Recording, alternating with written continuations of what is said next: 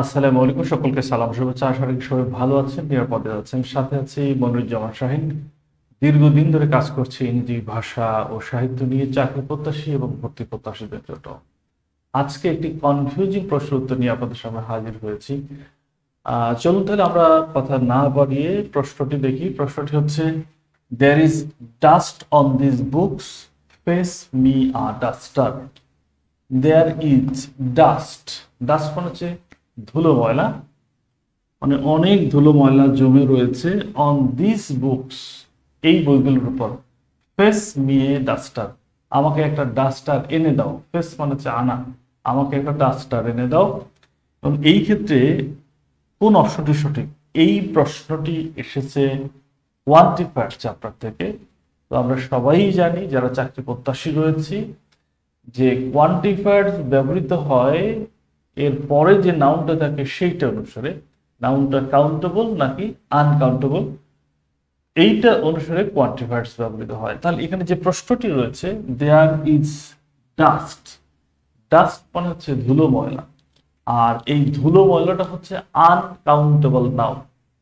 এখন আনকাউন্টেবল নাউনের পূর্বে যে কোয়ান্টিফায়ার্সটি আসবে সেটিও আনকাউন্টেবল কোয়ান্টিফায়ার্স হবে, অথবা এমন কোনো কোয়ান্টিফায়ার্স হবে যেই কোয়ান্টিফায়ার্সটি উভয় নাউনের পূর্বে বসতে পারে, যেটাকে আমার ভাষায় আমি বলি কমন কোয়ান্টিফায়ার্স।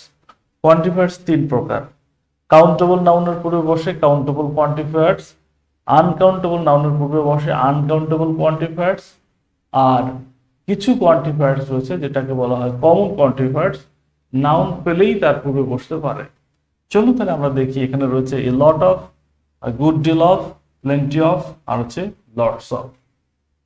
এই প্রশ্নের উত্তর কি হতে পারে? আপনি 30 সেকেন্ড চিন্তা করতে পারেন যে এই প্রশ্নের উত্তরটা আসলে কোনটা যৌক্তিক।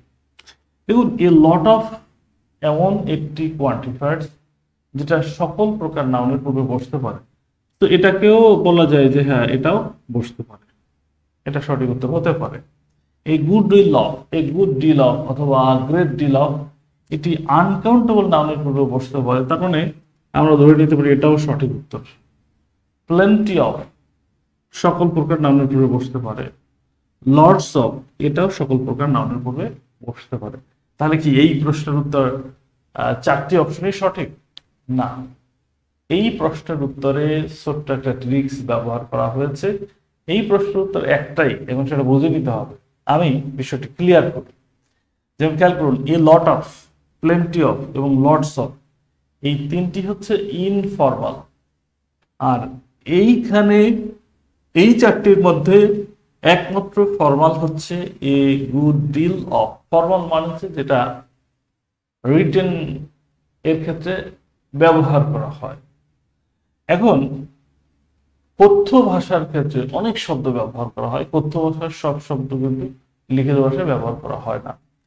বাট অনেকেই প্রশ্ন করবেন, এ লট অফ তো আমরা অহরহ ব্যবহার করি। হ্যাঁ, এটা আমরা ব্যবহার করি, বাট এখানে মূল প্রবলেমটা দেখা দিয়েছে যে চারটি অপশনের মধ্যে একটি হচ্ছে ফর্মাল আর তিনটি হচ্ছে ইনফর্মাল।